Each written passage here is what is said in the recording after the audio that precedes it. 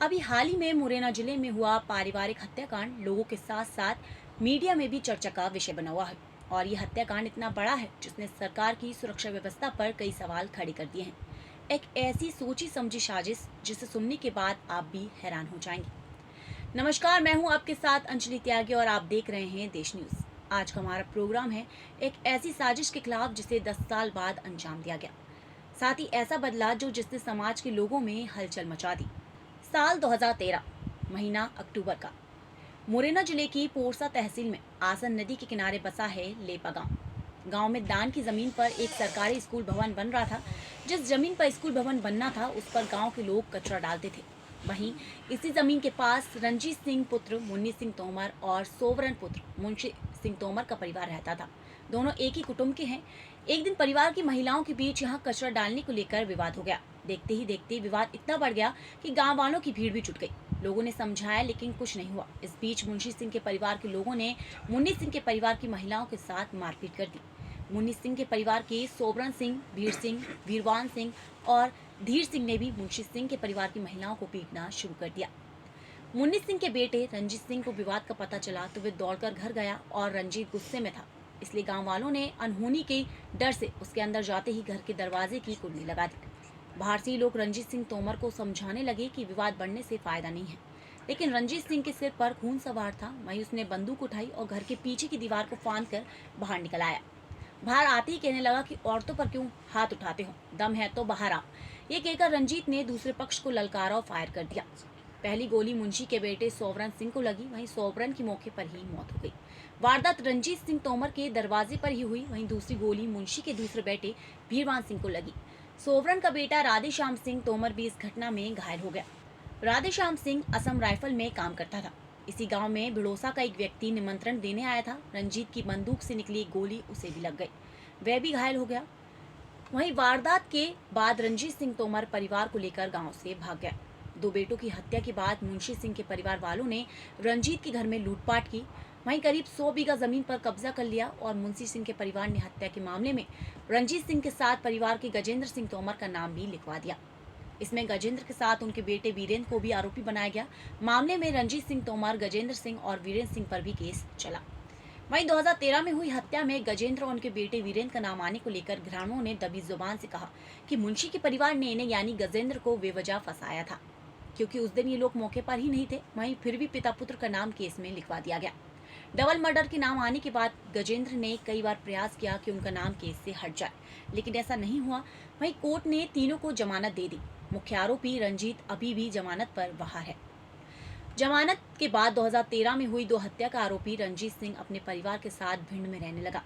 गजेंद्र का पुत्र वीरेंद्र तोमर का परिवार मुरैना, ग्वालियर और अहमदाबाद में रहने लगा। 10 दिन पहले धीर सिंह पुत्र मुंशी सिंह ने मुरैना आकर वीरेंद्र से मुलाकात की। वीरेंद्र की आर्थिक स्थिति खराब होने से धीर सिंह ने सलाह दी कि गांव की जमीन पर आकर बस जाओ, वहीं राजीनामा कर लो।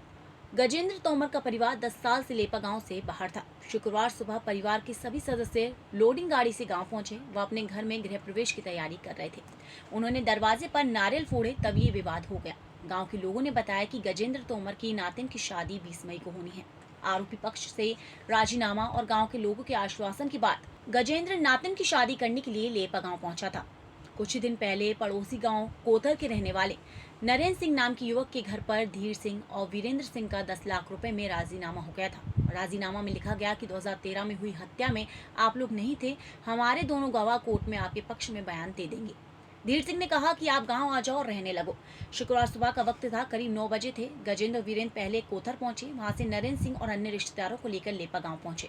जैसे ही गांव पहुंचे तो दरवाजे पर भूरे पुत्र सोबरन सिंह तोमर और जगराम पुत्र सोबराम सिंह आ गए। दोनों वीरेंद्र और गजेंद्र को धमकाने लगे कि आप लोग गाँव में कैसे आ गए, तुरंत निकल जाओ। दोनों परिवारों में विवाद शुरू हो गया, मारपीट होने लगी। इसमें भूरे का सिर फट गया। खून निकलता देख चाचा वकील पुत्र मुंशी सिंह तोमर कहने लगा कि पहले भाइयों को मरवा दिया, अब भतीजे भी मरवा दोगे क्या। ये सुनकर पास ही में खड़े छोटू पुत्र वीरवान सिंह और भूरे बंदूक लेकर आ गए। विवाद में गजेंद्र और वीरेंद्र के परिवार को हावी होता देख छोटू और भूरे ने फायरिंग शुरू कर दी। पहले तो हवाई फायरिंग की। इसी दौरान गजेंद्र और वीरेंद्र के परिवार की महिलाओं ने दोनों को ललकारा, कहने लगी दम है तो सीने पर गोली मारकर दिखाओ। वहीं बीच वचाम में खड़ी वीरवान की पत्नी ने कहा कि बेटा, अगर पिताजी का जरा सा भी तुम में अंश है तो दुश्मन सामने है, सीने पर गोली दाग दो। इसके बाद छोटू और भूरे निशाना लगाकर एक एक कर लोगों को मारने लगे।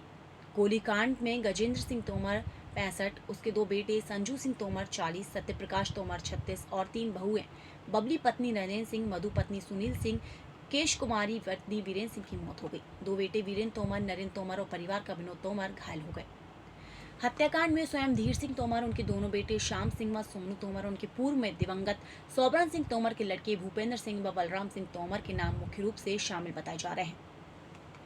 इसके अलावा अन्य लोग भी शामिल हैं। शुक्रवार देर रात सभी शवों का पोस्टमार्टम कर परिजन को सौंप दिया गया। परिजनों की मांग के चलते शव रात भर घर के दरवाजे पर रखे रहे। यहाँ पर परिजनों ने 8 नए शस्त्र लाइसेंस, रहने के लिए आवास, मृतकों के बच्चों के लिए सरकारी मुआवजा राशि और आरोपियों की शीघ्र गिरफ्तारी के साथ उनके घरों पर बुलडोजर चलाने की मांग रखते हुए अंतिम संस्कार करने से इनकार कर दिया था।